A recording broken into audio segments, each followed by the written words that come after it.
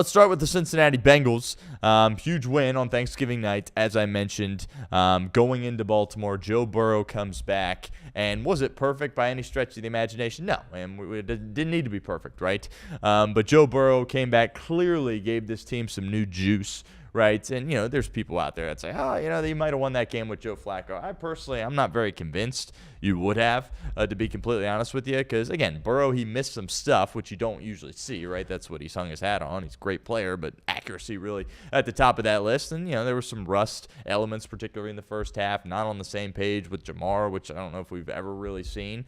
But beyond that, he made some plays outside of the pocket. He extended some plays. And you think about the touchdown to Hudson, right? I mean, the play kind of had broke down a little bit, and he rolled out to his right, gave Hudson an opportunity to make a catch, made a great catch, one-handed catch, but is Flacco really extending and getting outside the pocket and making a throw like that? I'm not quite sure he is able to do that, but I just thought it was unbelievable that Burrow was able to come back the way he did and just give his team newfound confidence and newfound life, really. And it looked like, we kind of speculated like, Joe Burrow, is that going to magically fix the defense? He's not playing safety, right? And no, obviously it didn't, but I saw guys that were competing their butts off out there. And, you got a lot of pride. It's a primetime game, a divisional opponent. You're probably going to play hard regardless.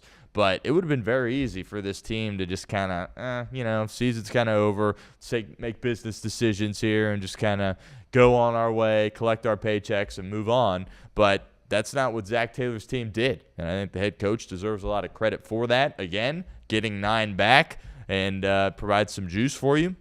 And Jamar Chase, the word he used was urgency. And I think that's a great word where it's like, is it going to change much? From a preparation standpoint, probably not. But when he's out there and you saw that he had that serious injury, he had surgery, and he gets back a month earlier than people expected, everyone's like, if he's going out there and, giving it his all and risking his body and going out this early, everybody needs to be locked in and try to execute. And I think you saw that from that team. And then you kind of just break things down. You're watching football this weekend. You're looking at the AFC, and you're going, my goodness, you're doing a couple of things, one of which you're kicking yourself if you're the Bengals, right? Literally Jets or Bears, just one more win. One more win. If you hold on against the New York Jets, you hold on against the Chicago Bears, you feel like you're in a good spot.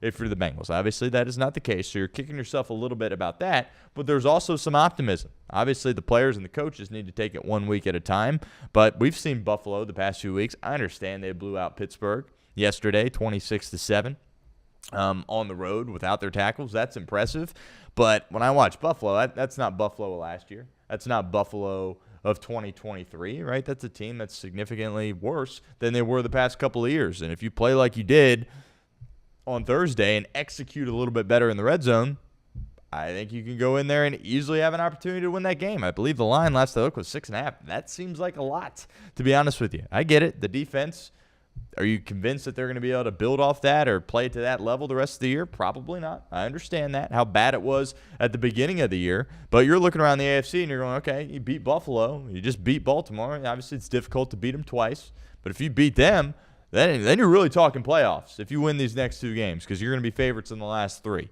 right, against Cleveland, Arizona, and Miami, obviously in a different order.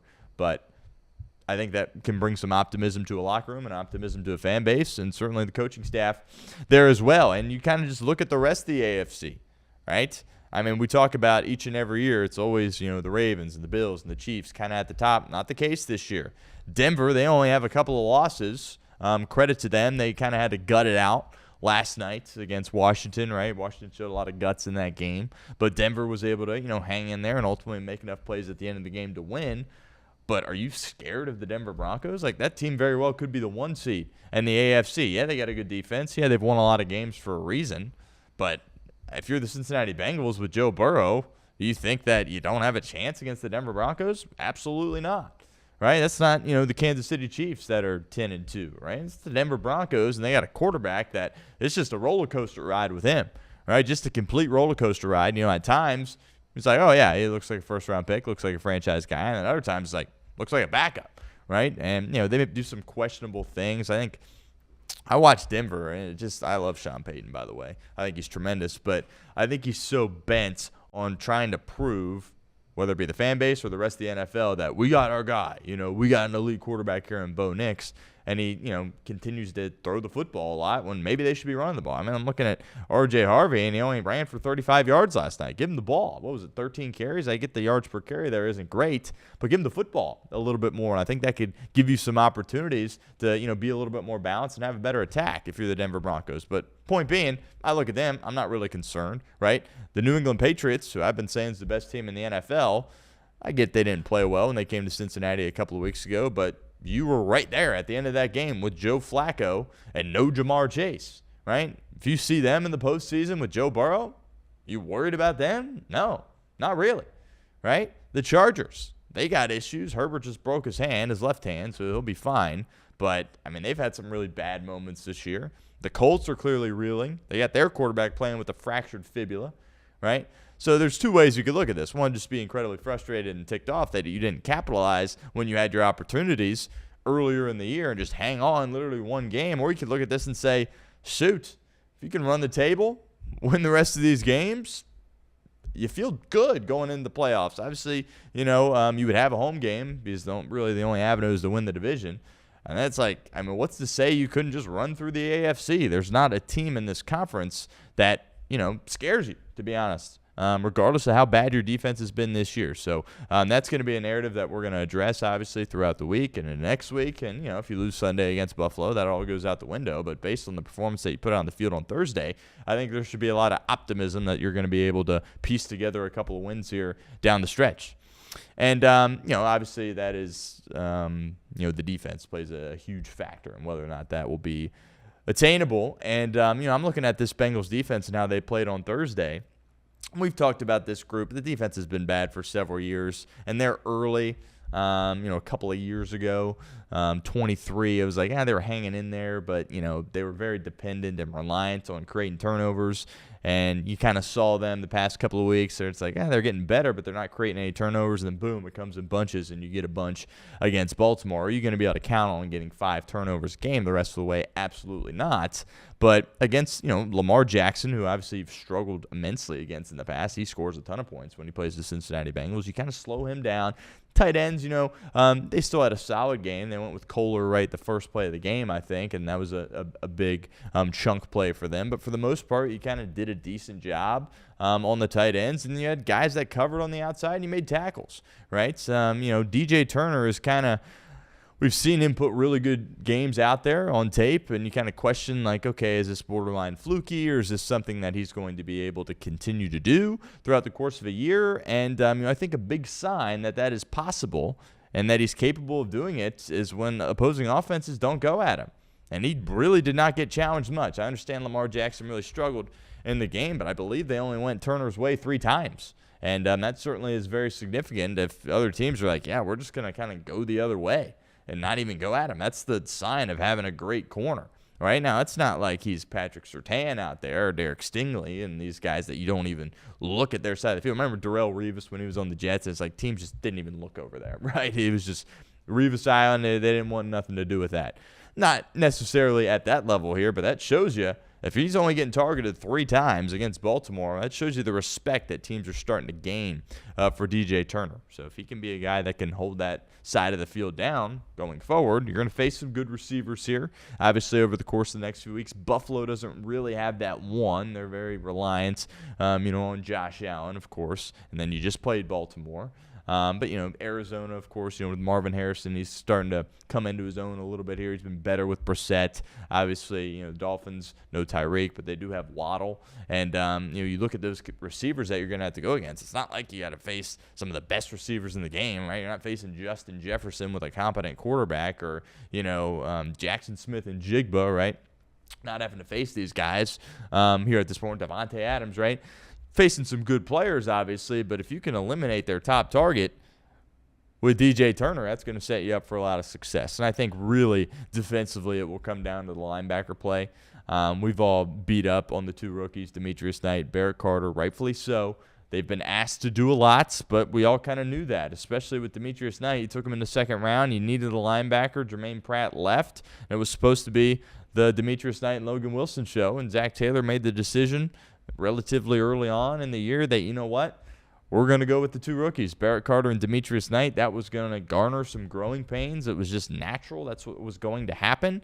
And, they've struggled, certainly. But I think the past few games, they've taken steps in the right direction, specifically from a tackling perspective, right? Are they going to, take some bad angles and, be in the wrong place and not fit a gap properly? Unfortunately, that's going to happen, right, with two rookies. But one thing that can happen is when they are in the right position and they have the ability to get a guy on the ground, they can't whiff. And you saw that a lot with both those guys, specifically Barrett Carter. And I think the past few weeks that's gotten cleaned up. Al Golden, after the Patriots game, he said, you know what, that was our best tackling performance of the year. I agree. And I think they followed that up. I'm not going to say it was better against Baltimore, but I think they pretty much matched it in the Baltimore game, the next week, right? And I thought they did a really nice job there with that. So it'll be very interesting to see what kind of Cincinnati Bengals team comes out there in Buffalo on Sunday. You have the mini bye. I think that is very beneficial, right? Because they kind of been through the ringer, losing all these games, kind of a negative mindset. Now all of a sudden you get a big-time win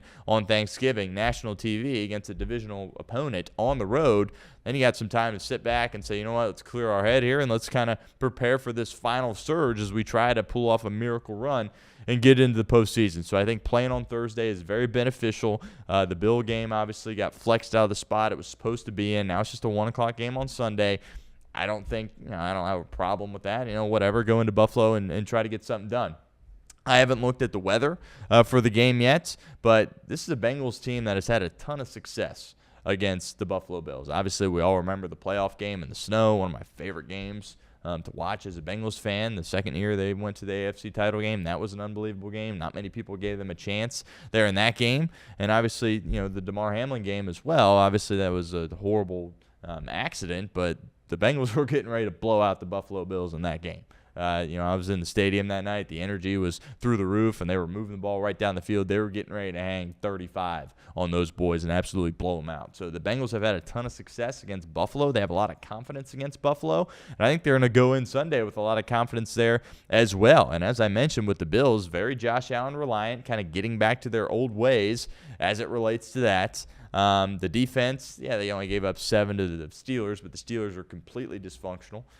Here at this point, they were without their tackles, but still had the ability to run the football, which was really impressive that Buffalo was able to do that. But to me, I look at this game, and you might say I'm biased. That's fine, but this game should be closer to a pick'em than a touchdown spread. I'm not saying a pick'em exactly, but I don't understand why the number is what it's at. I don't even think that's recency bias either. Like I'm looking at this offense with Joe Burrow. What they did against Baltimore, I was like, they're going to build off that, right? He's not going to regress. So he's going to get better or stay the same, right? So that's in place. And then, obviously the defense is hit or miss, but now all of a sudden that's 3 consecutive games that they've put on tape that that the defense has gone out there and played solid football for you. And that's what we talk about all the time here on this show, right? Do you need to be a top 10 defense? Do you need to be a top 12 defense? No, you don't. You're not built that way. That is not the structure of your roster that you put together.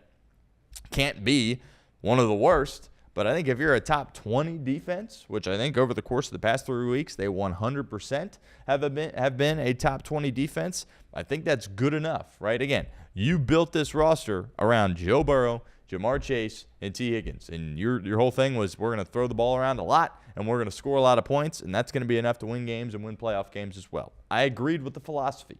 Lots of other people out there said, nope, you can't do that. You need defense, right? Defense wins championships. You need to spend at least a little bit of money on defense. Can't just have a bunch of rookies out there defensively. And, the critics have looked correct over the course of the past 2 years because you've scored a lot of points, right? And the defense has absolutely let you down, besides, of course, the past 3 weeks. But if it is a top 20 defense, if they play like they did the past 3 weeks, that's your formula. That's what you were built to do.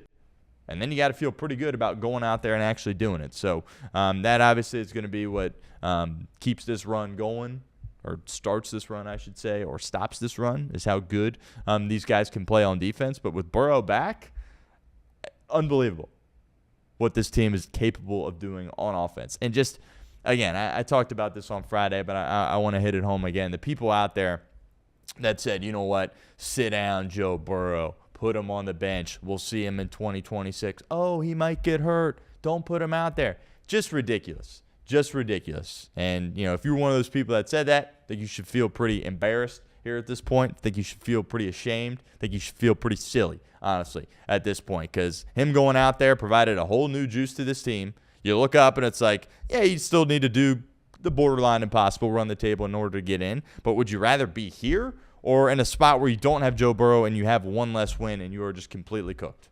Why would you want to be in that spot? Oh, you might get a higher draft pick. Who cares? I'll worry about the draft in April. You can't be worried about the draft late November, early December.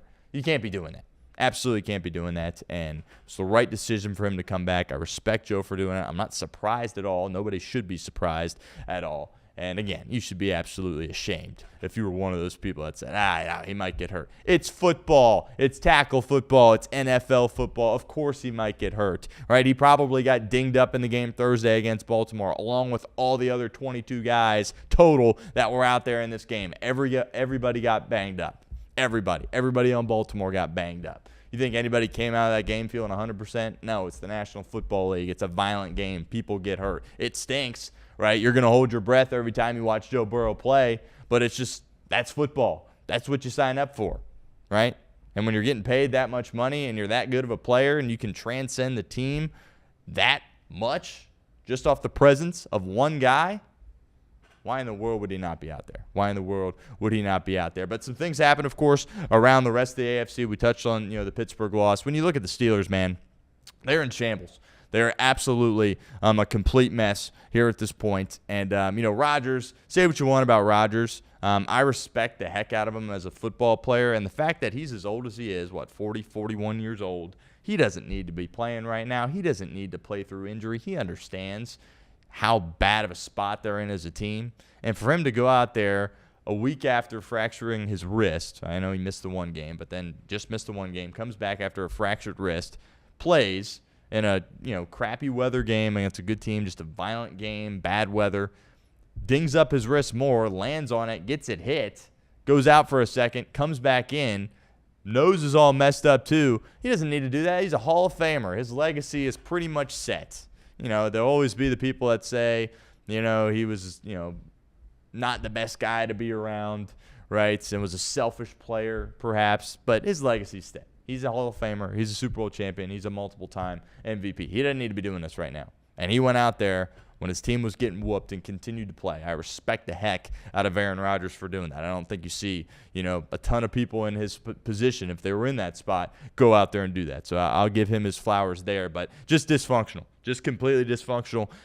In this league, you got to spend more money on offense and defense, I think. Now, it doesn't mean you need to spend as much money on offense as the Bengals do, right? Again, for the record, I think they did the right thing. We'll see over the course of the next few years if that proves true or not.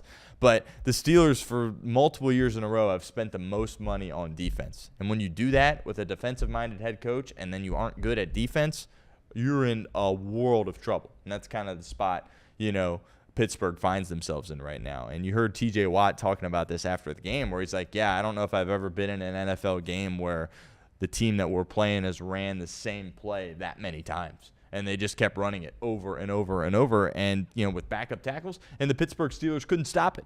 They absolutely could not stop it. And they've got a lot of soul searching to do because they're a mess, right? They are a complete mess. I understand they've won several games and, they're 6-6. They're absolutely not out of this by any stretch. I think Rodgers, depending on his health, should be able to elevate them a little bit here down the stretch. But defensively, they're a mess. Offensively, when they lose Rodgers, if, they lose him at some point again, they got to go with Rudolph. That ain't good, right? And even with a banged-up Rodgers, inclement weather, they can't run the ball, right? Rodgers at this stage of his career, he needs a run game. You got kind of just a collection of mid-wide receivers. Obviously, DK Metcalf has a lot of upside, but beyond that, who can you get the football to? So, you look at this division, and then you look at what Baltimore just did, and it's hard not to say that, Cincinnati, despite their defense, is they're not much far behind the Ravens and the Steelers, to be honest with you, even just from a, skill perspective when you evaluate their team, despite how bad they are on defense. So we talked about this at length, how this division was so accessible for such a long time this year, and you weren't able to capitalize, right? Obviously, you lose your quarterback, that happens. But, if Joe Burrow had played this whole year, the Bengals would be running away with the division here at this point, especially with currently transpiring, of course, in Pittsburgh and Baltimore now there as well. Cleveland, of course, is a mess. They're out of it. They went with Shador again, and, that was one of our best bets of the weekend. Didn't obviously end up being successful, but, when I look at them, they're just a mess. They've got good players on that team, right? It's not like the Raiders literally only have 2 good players. And beyond that, they don't, besides Crosby and Bowers, they got nobody. And then, the Titans, they don't really have any good players. The Browns have good players, specifically on defense, but they can't execute. And they've got a coach calling the shots that's won a couple of coaches of the year. So I don't think necessarily it's him. Barry, the GM, I question, his thought process there at times and his ability as a GM. But obviously they're not a factor in the division here at this point. Will they ride with Shador? You might as well ride with him the rest of the way. I think you saw enough from Gabriel. Is Gabriel going to be a franchise guy? No. Could he potentially be serviceable if you had a lot of great players around him? Yes, but even people compare him to Tua, obviously, because he's left-handed and smaller, undersized guy, weaker arm. He's not on Tua's level, right? So I think what you kind of have in Gabriel. You might as well see what Shador can do. And I think just hearing Shador at the podium, it's a guy that just he seems frankly immature, right, when he's at the podium. And from a leadership perspective, I don't know if he's got, his life in order as it relates to that. So the Browns are going to mess, and I don't see that changing anytime soon, to be completely honest with you. And for them, they've kind of been a mess for several years now. So you look at this division, you go, wow, this is the worst division in pro football, and I think it absolutely is. So hand up accountability. I was wrong. I had 3 teams making the playoffs in this division, and I think you could argue that they don't even deserve 1 team to make the playoffs, but obviously that's not how it works, and we'll see how things transpire over the course of the next few weeks. Have another opportunity against the Baltimore Ravens, right? Pittsburgh and Baltimore also plays as well, so they're going to beat up on each other a little bit. And you had a lot of life, or some life, after the Thursday game, but Pittsburgh losing again and losing the way they did, just not competitive whatsoever. I know they had a lead early, but Buffalo just kind of took them a little bit to fully get things going.